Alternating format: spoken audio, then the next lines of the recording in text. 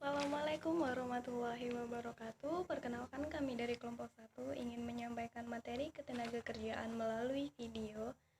Yang pertama ada Maulia Mutmainah Karenina dengan NIM 141919002 menyampaikan materi tentang klasifikasi tenaga kerja dan teori-teori ketenagakerjaan.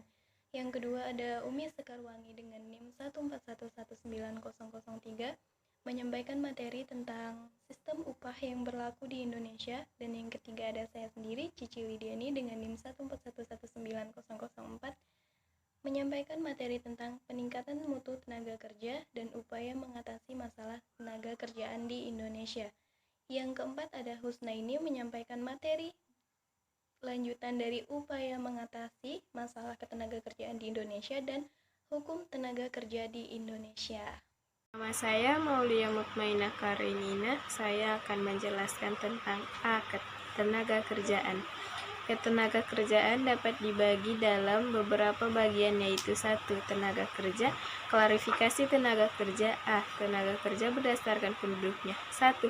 Tenaga kerja merupakan penduduk dalam usia kerja yang siap melakukan pekerjaan, yaitu mereka yang sudah bekerja, mereka yang sudah mencari pekerjaan, mereka yang bersekolah, dan mereka yang mengurus rumah tangga. Kedua, bukan tenaga kerja adalah mereka yang dianggap tidak mampu dan tidak mau bekerja, meskipun ada permintaan bekerja menurut Undang-Undang Tenaga Kerja Nomor 13 Tahun 2003. Mereka adalah penduduk di luar usia, yaitu mereka yang berusia di bawah 15 tahun dan berusia di atas 60 tahun. Contoh kelompok ini adalah para pensiun, para lansia atau lanjut usia, dan anak-anak. Yang B, tenaga kerja berdasarkan kualitasnya. 1. Tenaga kerja terdidik. Tenaga kerja terdidik adalah tenaga kerja yang memiliki suatu keahlian dan kemahiran dalam bidang tertentu dengan cara sekolah atau pendidikan formal dan informal. Contohnya, pengacara, dokter, guru, dan lain-lain. Tenaga kerja terampil. Tenaga kerja terampil adalah tenaga kerja yang memiliki keahlian dalam bidang tertentu dengan melalui pengalaman kerja. Tenaga kerja terampil ini dibutuhkan latihan secara berulang-ulang sehingga mampu menguasai pekerjaan tersebut. Contoh, apoteker, ahli bedah, mekanik, dan lain-lain. Tenaga kerja tidak terdidik. Tenaga kerja tidak terdidik adalah tenaga kerja kasar yang hanya mengendalikan tenaga saja. Contoh, kuli, buruh, angkut, pembantu rumah tangga, dan sebagainya. Angkatan kerja dibagi menjadi 2, yaitu angkatan kerja dan bukan angkatan kerja. Angkatan kerja adalah mereka yang mempunyai pekerjaan, baik sedang bekerja maupun sementara tidak sedang bekerja, karena suatu sebab, seperti petani yang sedang menunggu panen atau hujan, pegawai yang sedang cuti, sakit, dan sebagainya. B. Bukan angkatan kerja adalah mereka yang sedang bersekolah, mengurus rumah tangga, tanpa mendapat upah, lanjut usia, cacat jasmani, dan sebagainya, dan tidak melakukan suatu kegiatan yang dimasukkan ke dalam kategori bekerja, sementara tidak bekerja atau mencari pekerjaan. B. Teori-teori ketenagakerjaan. 1. Teori klasik Adam Smith. Adam Smith 1729 sampai 1790 merupakan tokoh utama dari aliran ekonomi yang kemudian dikenal sebagai aliran klasik. Kedua, teori Malthus. Sesudah Adam Smith, Thomas Robert Malthus 1766 sampai 1834 dianggap sebagai pemikir klasik yang sangat berjasa dalam pengembangan pemikiran-pemikiran ekonomi. Yang ketiga, teori Keynes. John Maynard Keynes 1883 sampai 1946 berpendapat bahwa dalam kenyataan pasar tenaga kerja tidak bekerja sesuai dengan pandangan klasik. Kalaupun tingkat upah diturunkan, tetapi kemungkinan ini dinilai Keynes kecil sekali. Tingkat pendapatan masyarakat tentu akan turun. Kalau harga-harga turun, maka kurva nilai produktivitas marginal labor yang dijadikan sebagai patokan oleh pengusaha dalam mempekerjakan labor. Nama saya Umi Sekarwangi dari S1 Akuntansi Pagi semester 2. Sistem upah yang berlaku di Indonesia. Pemerintah dalam rangka mewujudkan penghasilan yang layak bagi pekerja perlu menetapkan upah minimum. Penetapan upah minimum ini antara lain dilakukan dengan mempertimbangkan peningkatan kesejahteraan pekerja tanpa mengabaikan peningkatan produktivitas dan kemajuan perusahaan serta perkembangan perekonomian pada umumnya. Semula upah minimum ditetapkan secara regional atau sering kita kenal dengan upah minimum regional atau UMR. Sistem upah ini ditetapkan berdasarkan biaya hidup pekerja di setiap daerah. Sebelum tahun 2000, Indonesia mengambil sistem pengupahan berdasarkan kawasan regional. Artinya untuk kawasan yang berbeda, upah minimum yang harus diterima oleh pekerja juga berbeda. Ini berdasarkan pada perbedaan biaya hidup pekerja di setiap daerah. Akan tetapi, penentuan upah berdasarkan kawasan ini masih dirasakan belum cukup untuk mewakili angka biaya hidup di setiap daerah. Untuk itu, pemerintah melakukan perubahan peraturan tentang upah minimum dengan adanya peraturan pemerintahan nomor 25 tahun 2000 tentang kewenangan pemerintah dan kewenangan provinsi sebagai daerah otonom.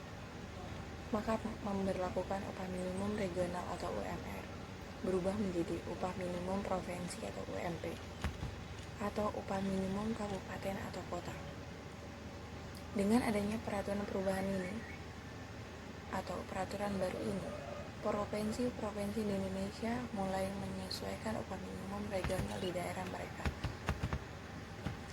Pajak penghasilan yang berhubungan dengan upah minimum provinsi atau upah minimum kabupaten atau kota diatur oleh pemerintah melalui Peraturan Perundang-undangan Nomor 5 Tahun 2003 mengenai pajak penghasilan atas penghasilan yang diterima oleh pekerja sampai dengan sebesar upah minimum provinsi atau upah minimum kabupaten atau kota. Peraturan ini dibuat berdasarkan kenyataan bahwa masih banyak pekerja yang memperoleh penghasilan dalam sebulan di atas penghasilan tidak kena pajak, namun masih di bawah atau sebesar UMP.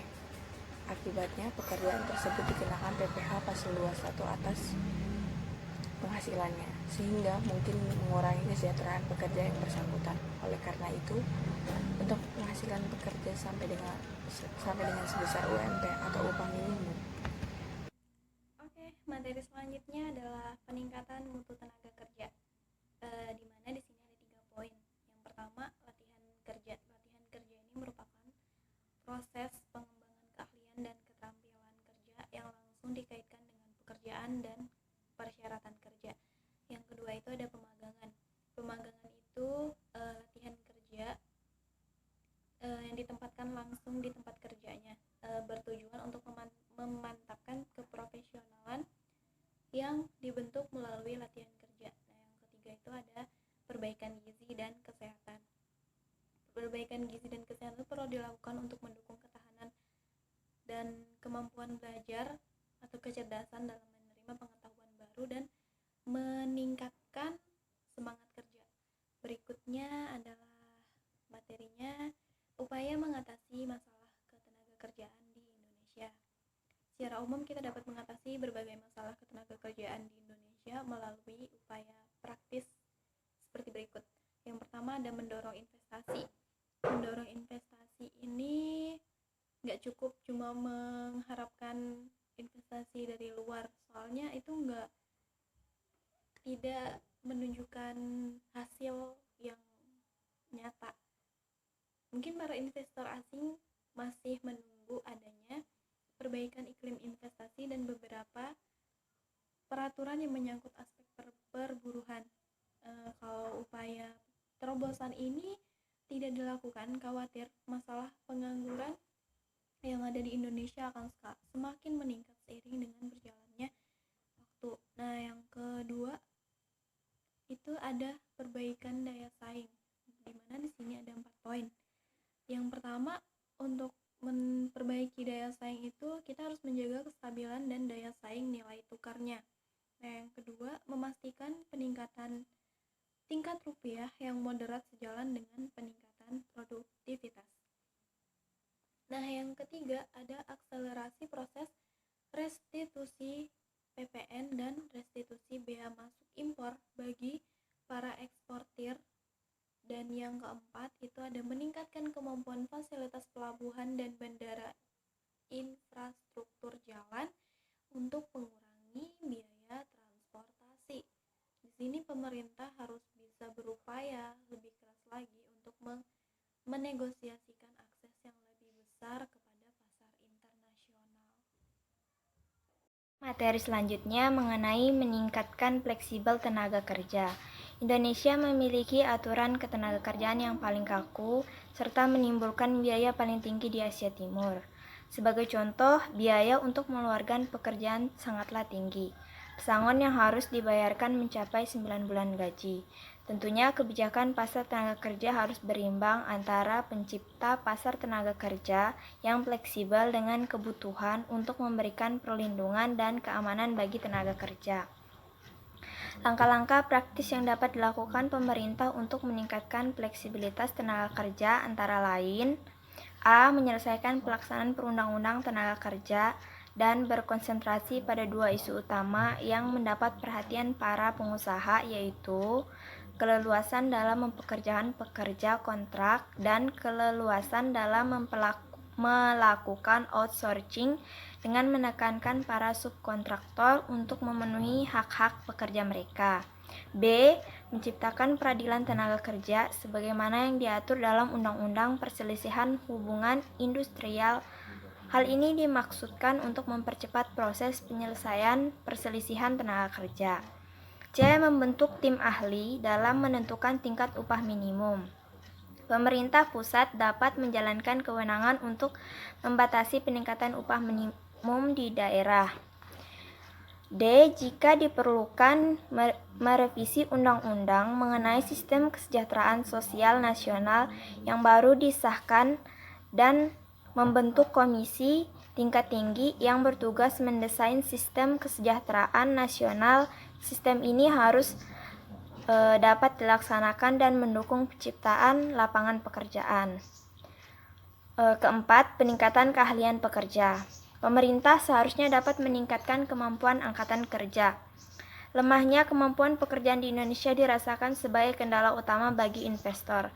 Rendahnya keahlian ini akan mempersempit ruang bagi kebijakan Indonesia untuk meningkatkan suatu produksinya. Walaupun pada saat sebelum krisis pendidikan di Indonesia mencapai kemajuan yang luar biasa dalam segi kuantitas, kualitas pendidikan masih tertinggal dibandingkan dengan negara-negara pesaing lainnya. Pemerintah harus lebih menekankan pencapaian tujuan di bidang pendidikan formal dengan mereformasi sistem pendidikan sesuai dengan prinsip dan manfaat dari proses desentralisasi. Selanjutnya yang F, hukum ketenagakerjaan di Indonesia. Hukum ketenagakerjaan kalau dipelajari lebih jauh cakupannya cukup luas. Hukumnya ketenagakerjaan bukan hanya mengatur hubungan antara pekerja atau buruh dengan pengusaha dalam pelaksanaan hubungannya kerja, tetapi juga termasuk seseorang yang mencari kerja melalui proses yang benar ataupun lembaga-lembaga pelaksanaan yang terkait. Hukum ketenagakerjaan adalah merupakan suatu peraturan tertulis atau tidak tertulis yang mengatur seseorang mulai dari sebelum, selama, dan sesudah tenaga kerja berhubungan dalam ruang lingkup di bidang ketenagakerjaan, dan apabila dilanggar dapat terkena sanksi perdata atau pidana, termasuk lembaga-lembaga penyelenggaraan swasta yang terkait di bidang tenaga kerja. Pengertian ketenagakerjaan berdasarkan ketentuan Undang-Undang Nomor 13 Tahun 2003 tentang adalah sebagai berikut. Pasal 1 Ayat 1. Ketenagakerjaan adalah segala hal yang berhubungan dengan tenaga kerja pada waktu sebelum, selama, dan sesudah masa kerja. Pasal 1 Ayat 2, tenaga kerja adalah setiap orang yang mampu melakukan pekerjaan guna menghasilkan barang dan atau jasa, baik untuk memenuhi kebutuhan sendiri maupun untuk masyarakat. Jadi kesimpulannya dari materi ketenagakerjaan, yaitu kondisi ketenagakerjaan di Indonesia itu amatlah kurang dari harapan yang kita harapkan. Banyaknya jumlah pengangguran yang terjadi di Indonesia diakibatkan oleh kurangnya peningkatan terhadap mutu tenaga kerja, sehingga mereka tidak bisa memiliki skill atau kemampuan keterampilan yang dibutuhkan oleh lapangan kerjanya. Adapun cara yang dapat dilakukan yaitu dengan latihan kerja, pemagangan, dan peningkatan gizi. Pemerintah juga dalam rangka mewujudkan penghasilan yang layak bagi pekerja, perlu menetapkan upah minimum. Penetapan upah minimum antara lain dilakukan dengan mempertimbangkan peningkatan kesejahteraan serta perkembangan perekonomian pada umumnya. Ataupun cara untuk mengatasi masalah ketenagakerjaan di Indonesia dapat melalui investasi, perbaikan daya saing, peningkatan fleksibel tenaga kerja, peningkatan keahlian tenaga pekerja, dan yang paling penting adalah terlaksananya hukum ketenagakerjaan yang berlaku. Sekian video materi ketenagakerjaan dari kami, kurang lebihnya mohon maaf. Sekian dan terima kasih. Wassalamualaikum warahmatullahi wabarakatuh.